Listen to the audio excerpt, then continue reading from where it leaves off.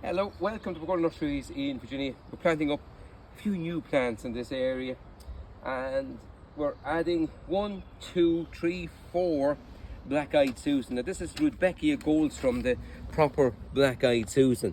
They flower in summer and early autumn. They've got great big strong stems and they're able to support themselves. Really tough, hardy perennial, well worth planting.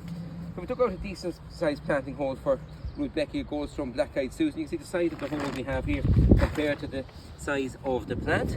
We're making sure there's lots of room for the roots to spread out. We have a mixture of swell compost and soil going in at the bottom.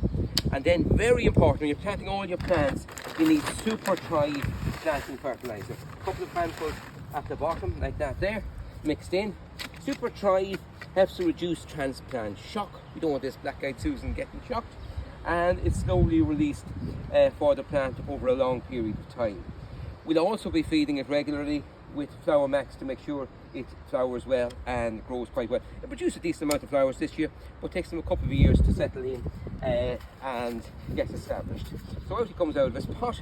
We're going to loosen the roots out a little bit and just plant at the same depth as the surrounding soil, and then a little bit of compost and soil back in around again. So thrive and do very well here. I like it because it holds the stems up, flowers for months, and is reliable in any sort of reasonable soil. And in honesty, the soil not that wonderful in this area.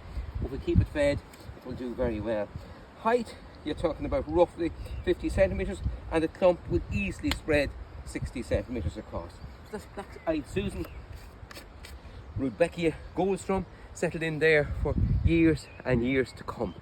Goodbye for now. Enjoy your garden.